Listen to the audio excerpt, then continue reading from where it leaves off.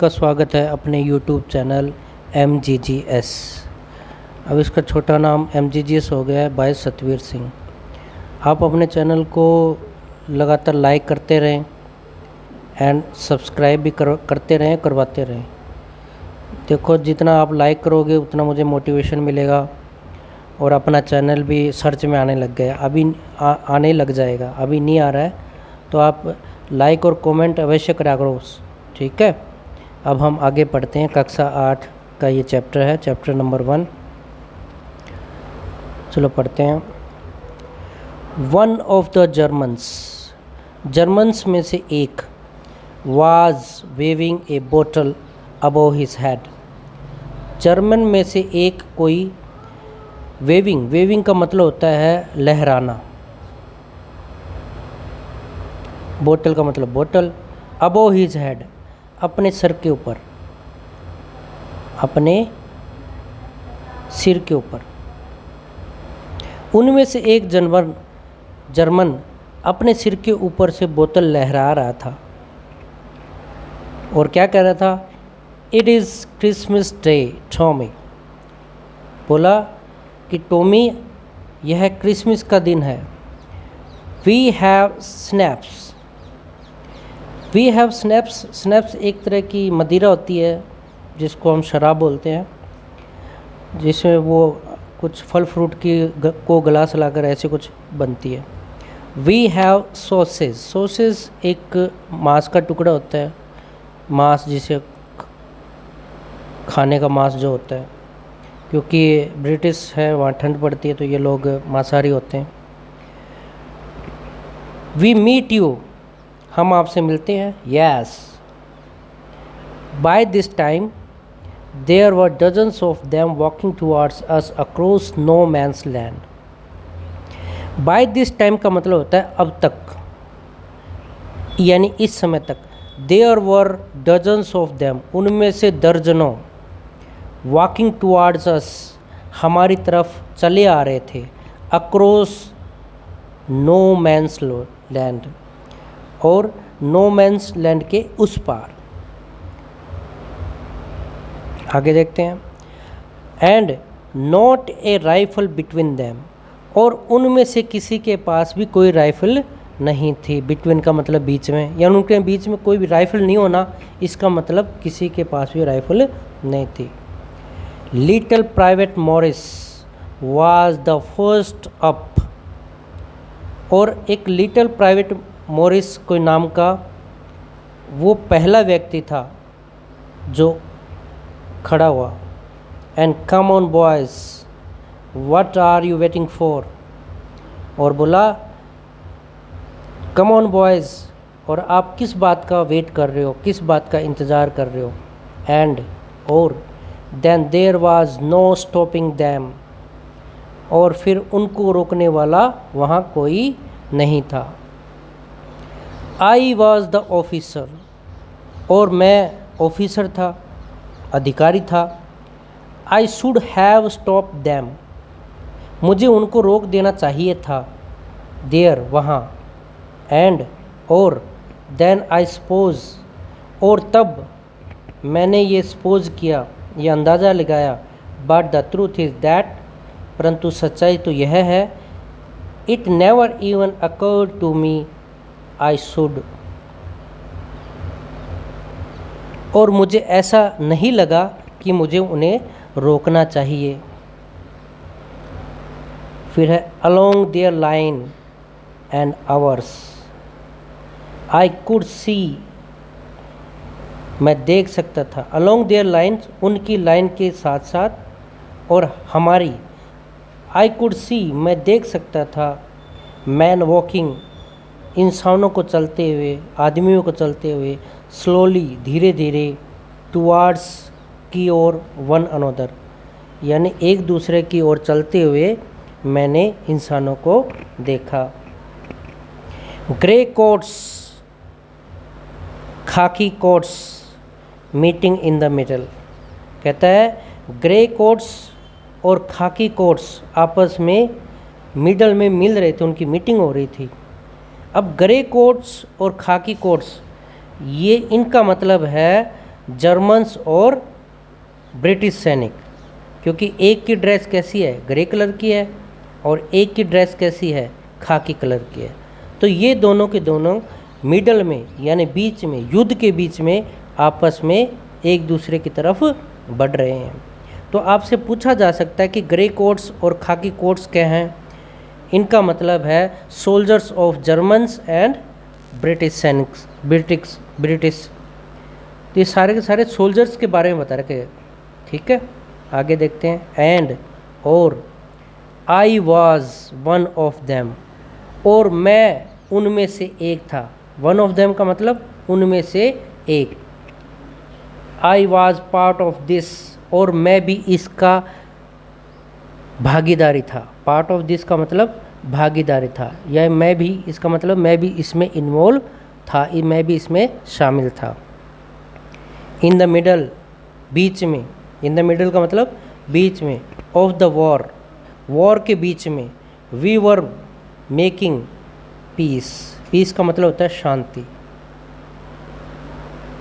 और वॉर के बीच में, युद्ध के बीच में हम शांति बना रहे थे।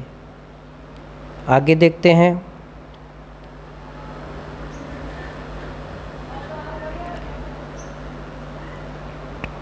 You can not imagine, imagine का मतलब होता है अंदाज़ा लगाना। आप अंदाज़ा नहीं लगा सकते। डियरेस्ट कोनी, प्रियतम कोनी, आप अंदाज़ा नहीं लगा सकते। माई फीलिंग्स, मेरी फीलिंग्स, फीलिंग्स का मतलब होता है भावनाएं। As I looked into the eyes of the Fritz officer, कहता है you can not imagine dearest Connie my feelings, कहते हे प्रियतम कोनी, आप मेरी भावनाओं का अंदाज़ा नहीं लगा सकती। एज, क्योंकि, यहाँ एज का मतलब होता है क्योंकि। आई लुक्ड, मैंने देखा, into the eyes of the Fritz officer, कि मैंने फ्रिट्स ऑफिसर के, फ्रिट्स अधिकारी की आंखों में देखा। हु अप्रोच्ड, जो कि मेरे निकट आया। अप्रोच का मतलब होता है पहुंचना। अप्रोच मीन्स क्या होता है, पहुंचना या निकट आना। जो कि मेरे पास आया। हैंड आउटस्ट्रेच्ड, हैंड आउटस्ट्रेच्ड का मतलब हाथों को आगे की तरफ बढ़ाना। हाथों को आगे की तरफ बढ़ाते हुए वो क्या बोला, वो अधिकारी, अधिकारी क्या बोलता है, अधिकारी बोलता है हेंसवोल्फ। क्या बोलता है अधिकारी, हेंसवोल्फ, ही सेड, उसने कहा हेंसवोल्फ, यानी उसका नाम क्या है अधिकारी का, हेंसवोल्फ। तो आपसे पूछा जा सकता है कि पहले कौन से फ्रिट्स अधिकारी ने, ऑफिसर ने उनसे बातचीत की या मुलाकात की, उसका नाम था Hans Wolf. He said gripping my hand, gripping का मतलब होता है जकड़ कर पकड़ना, यानी जोर से पकड़ना, जकड़ कर हाथ पकड़ना। ग्रिपिंग माई हैंड, मेरे हाथ को ग्रिप करते हुए, अच्छी तरह पकड़ के, वार्मली, जोशी के साथ, गर्म जोशी के साथ, गर्म जोशी के साथ मेरे हाथों को ग्रिप करते हुए, पकड़ते हुए, एंड होल्डिंग इट, और उसको थामे रखना, थामे रखा। आई एम फ्रॉम डेसलड्रॉप, और उसने क्या कहा कि मैं कहाँ से हूँ, मैं डेसलड्रॉप से हूँ। आई एम फ्रॉम डेसलड्रॉप, ये शहर का नाम है, किसी शहर का नाम है। और वो कहाँ का था, हेंसवोल्फ कहाँ का था, डेसलड्रॉप। और क्या कहता है आगे, आई प्ले, मैं बजाता हूँ। यहाँ प्ले का, प्ले के देखो दो अर्थ होते हैं। प्ले का अर्थ होता है, एक तो होता है खेलना, और एक अर्थ होता है बजाना। ठीक है, आई प्ले, मैं बजाता हूँ, द सेलो, सेलो का मतलब है कोई म्यूजिकल इंस्ट्रूमेंट है। ये क्या है, एक म्यूजिकल इंस्ट्रूमेंट है।